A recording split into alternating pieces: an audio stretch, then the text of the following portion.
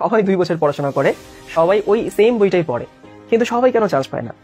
এখন আমি তোমাকে একটা উদাহরণ দিই।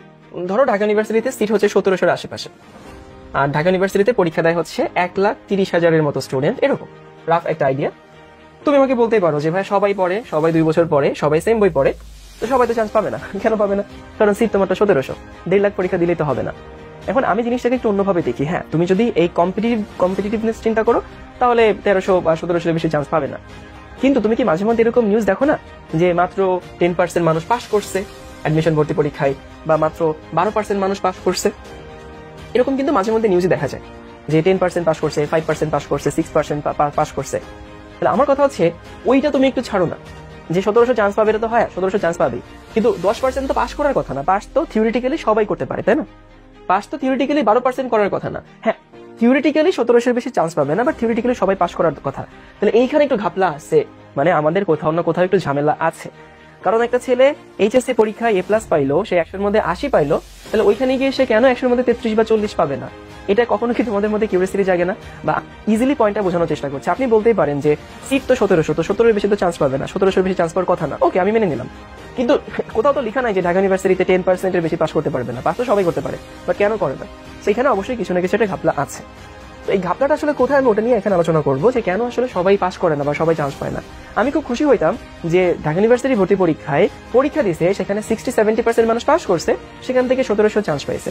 তাইলে দেশের শিক্ষা ব্যবস্থা বা স্টুডেন্টের স্ট্র্যাটেজি ঠিক আছে বলে আমি মেনে নিতে পারতাম, এবং সেটা টিচারের পার্সপেক্টিভ থেকে আমার জন্য একটা মানে ভালো ফিল দেওয়া নিউজ হইতো, বা সেটা তো হচ্ছে না। তো আমি সবসময় বলি, এটা আমার ক্লাস বা আমার ভিডিও আগে যারা দেখছে, একটা মানুষের ভালো করতে গেলে 4টা জিনিসের কম্বিনেশন দরকার। একটা, তার মেধা দরকার। মেধা বলে দুনিয়াতে কিছু জিনিস এক্সিস্ট করে, সেই তর্কে এখন আর না গেলাম, আমি মেধাবী মানুষ দেখছি আমার লাইফে। তার একটা ভালো পরিবেশ দরকার। অনেক ফ্যামিলি আছে স্টুডেন্টকে আলাদা একটা পড়ার টেবিল দিতে পারে না, বা আলাদা একটা পড়ার রুম দিতে পারে না, অনেকগুলো মানুষ একসঙ্গে থাকে, ভালো স্কুলে যায় না, সে হয়তো ভালো খাবার দাবার পাচ্ছে না, এরকম অনেক পরিবেশ অনেকের থাকে। এরপরে তার পরিশ্রম দরকার। অবশ্যই পরিশ্রম ছাড়া তো কখনো কোনো কিছুই হয় না। পরিশ্রম বলতে আমি বুঝাচ্ছি পড়াশোনা করতে হবে, এবং তার ভাগ্যে থাকতে হবে। ভাগ্যে যদি না থাকে তাইলেও হয় না, এবং শেষটা আসলে অনেকে আমরা অমিট করে যাই।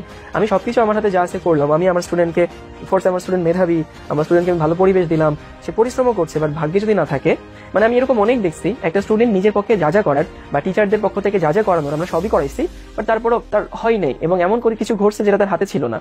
কয়েকটা উদাহরণ দিই, যে সিএনজিতে যাওয়ার সময় সিএনজি নষ্ট হয়ে গেছে, ছোট একটা অ্যাক্সিডেন্ট হয়েছে, পরীক্ষার হলে পৌঁছাতে পারেনি, প্যানিক অ্যাটাক করছে, হলের টিচার হয়তো কোঅপারেটিভ ছিলেন না, ওই সময় থট ব্লক হয়ে গেছে, পাশের স্টুডেন্টটা হয়তো ভালো না, স্যার বলতে 10 মিনিট আছে, তখনই প্যানিক অ্যাটাক শুরু হয়ে গেছে। এরকম হাজারটা কারণ থাকতে পারে। তো আসলে মেধা আমাদের হাতে নাই, এটা বাইবর্ন, যারা প্রকৃত মেধাবী, এটা আমাদের হাতে নাই। পরিবেশটাও আমাদের হাতে নাই, মানে স্টুডেন্টদের হাতে নাই। এটা তো আমার ফ্যামিলি আমাকে দিবে। এখন আমার ফ্যামিলি যদি আমাকে দিতে না পারে, তাহলে আমি কি সারাদিন বলবো যে আমাকে দিতে পারো না, দেখে আমি পড়াশোনা করছি না? তো এটা আমাদের হাতে নাই, ভাগ্যটা আমাদের হাতে নাই। আমরা ভাগ্যের জন্য দোয়া করতে পারি, আমাদের হাতে আছে পরিশ্রম। এখন পরিশ্রমকে সবাই করে না? হ্যাঁ, পরিশ্রম হয়তো অনেকেই করে। 10% মানুষ পাস করছে, মানে 10% মানুষ পরিশ্রম করেনি, পরিশ্রম আরো বেশি মানুষ করে। সেই পরিশ্রমটা আসলে একটু স্ট্র্যাটেজিক্যালি করতে হয়। সো কেউ আছে পরিশ্রম কম করে, কেউ আছে পরিশ্রম বেশি করে, কেউ আছে পরিশ্রম স্ট্র্যাটেজিক্যালি করে। তো তোমাকে আসলে এরকম একটা কথা আছে না, যে ওয়ার্ক স্মার্টলি হার্ডার।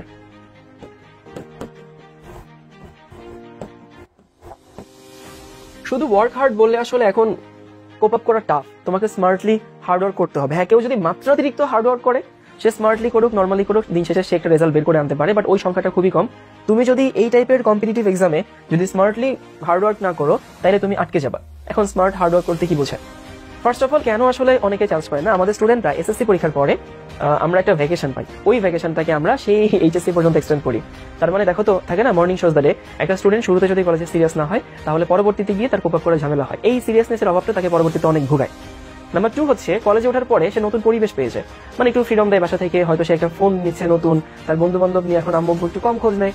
তো এই সময় দেখা যায় সে অনেক খারাপ সঙ্গে মিশতে পারে, অনেক মেয়ে পাল্লায় পড়তে পারে, মেয়ে ছেলে পাল্লায় পড়তে পারে, অনেক কিছু করতে পারে। এই কারণে পড়াশোনা থেকে একটা বিশাল ডিস্ট্রাকশন চলে আসে। এরপরে সে স্কুল এবং কলেজের পড়াশোনার মধ্যে কিছু ডিফারেন্স আছে। স্কুলে তুমি কুয়ার ব্যাংক ছিলা, কলেজে তোমাকে সাগরে যেতে হবে। এখন যে সারা জীবন কুয়ায় ছিল, মিঠা পানিতে ছিল, অল্প জায়গায় ছিল, সাগরে এসে দেখে ওরে বাবা পানি তো নোনা হয়ে গেছে, জায়গা তুমি কুল কিনারা পাই না। তো এটা একটা কারণ হতে পারে। স্কুলে একটাই বই, সারা দেশে এক বই পড়ানো হয়, স্যাররা ওই এক বই থেকে পড়ানো, ওইখান থেকে প্রশ্ন আসে, ওইখান থেকে কমন পড়ে, ওইখান থেকে তুমি আনসার করো। কলেজে কিন্তু এই ঘটনা ঘটে না।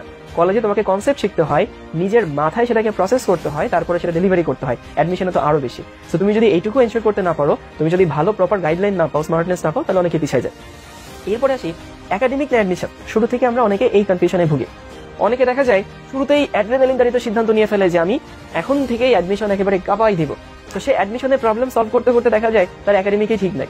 মানে দেখো আমি তোমাকে একটা গাছ দেখাই, একটা গাছ আমাদেরকে ফল দিবে তাই না, ধরো গাছের এই হচ্ছে গোড়া আর এই হচ্ছে আমাদের সেই গাছ। দেখা যায় কিছু এটা হচ্ছে আমাদের অ্যাডমিশন, বুঝছো, অ্যাডমিশন নলেজ। এটা হচ্ছে আমাদের একাডেমিক নলেজ। একাডেমিক নলেজে শিখতে হয় বেশি, প্র্যাকটিসটা কম। অ্যাডমিশনে হচ্ছে শিখবো কম, প্র্যাকটিসটা বেশি করবো। তো অনেক সময় দেখা যায় একটা স্টুডেন্ট শুরু থেকেই এইটা ঠিক না রেখে না সে অ্যাডমিশনের এই কোয়েশ্চেন ব্যাংক শুরু করে, শুরু থেকে একেবারে শুরু থেকে একটা চ্যাপ্টার ভালো মতো পড়েই নেই, বাট আবেগতাড়িত হয়ে গেছে। শুনছে যে অমুক ডিউতে ফার্স্ট হয়েছিল, সে শুরু থেকে 9-10 বসে অ্যাডমিশনের পড়া পড়ে আসছে। সবাই তো ও না আসলে। তো শুরু থেকে সে একাডেমিকের পড়া বাদ দিয়ে, কনসেপ্ট ভালো মতো শেখা বাদ দিয়ে সে অ্যাডমিশনের পড়াশোনা শুরু করে দেয়। এটা একটা হিতে বিপরীত করে। আবার অনেকে দেখা যাচ্ছে যে শুরু থেকে খালি একাডেমিকে ঘোরাফেরা করে, খালি বেসিক শিখতে যায়, খালি বেসিক শিখতে যায়, অ্যাডমিশনে যায় না। এটাও একটা ব্যাকফায়ার করে। তো তোমাকে আসলে সাইমultaneously এই দিকেও গ্রো করতে হবে, এই দিকেও গ্রো করতে হবে।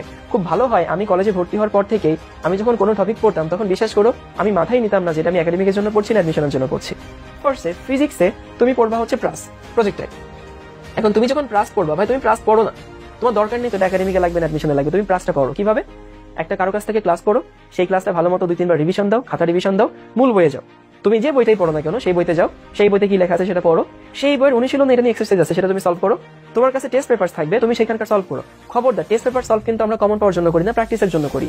এরপরে তোমার কাছে কোয়েশ্চেন ব্যাংক আসলে, তারপরে কোয়েশ্চেন ব্যাংক সলভ করো। তাহলে দেখো তুমি ক্লাস করলা, ক্লাস নোট রিভিশন দিলা, তুমি মূল বই পড়লা, মূল বইয়ের অনুশীলনী পড়লা, তুমি হচ্ছে কোয়েশ্চেন ব্যাংক করলা, তুমি টেস্ট পেপারস করলা, আর কিছু বাকি থাকে না। হ্যাঁ এখন তুমি তো বলবা যে ভাইয়া এত কিছু সময় কই পাবো? সময় পাওয়া যায়, সময় কই পাওয়া যায় আমি তোমাকে বলছি। তুমি তোমার ফোনটা হাতে নাও, ফোনটা হাতে নিয়ে দেখো তোমার ফোনের স্ক্রিন টাইম কত।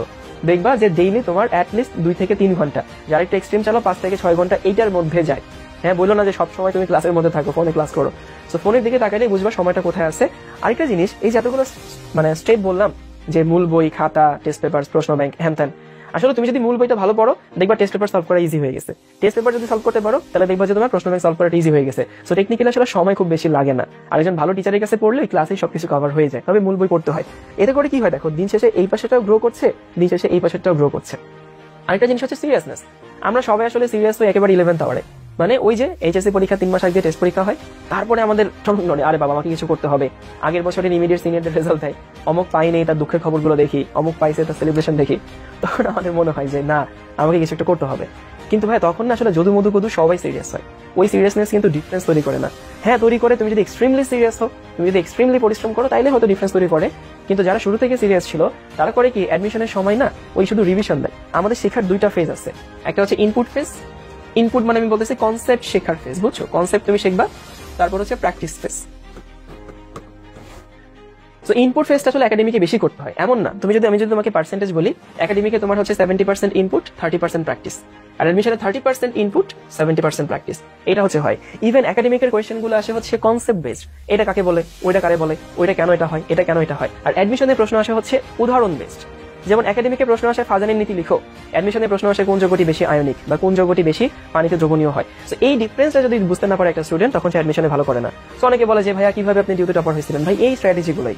আমি সংক্ষেপে বলি, তোমার হচ্ছে মেধা, পরিশ্রম, ভাগ্য আর হচ্ছে পরিবেশ সবই লাগবে।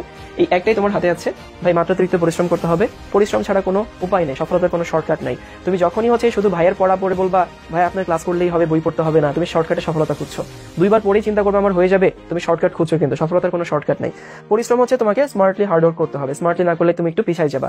এরপর আসে হচ্ছে একাডেমিক অ্যাডমিশন। একাডেমিক অ্যাডমিশন দুটো একসঙ্গে করতে হয়। একসঙ্গে করতে হয় মানে হচ্ছে একসাথে বেসিকটাও শিখতে হয়, একসাথে প্র্যাকটিসটাও করতে হয়। অ্যাডমিশনে তুমি যদি এখানে খুব বেশি দূর নাও যাও তাও প্যারা নাই, এইটুকু তুমি অ্যাডমিশনের সময়কে কভার করতে পারবা। ওকে, কিন্তু এই যে এইখানে কোনো রকমের ঘাটতি দেখা যাবে না।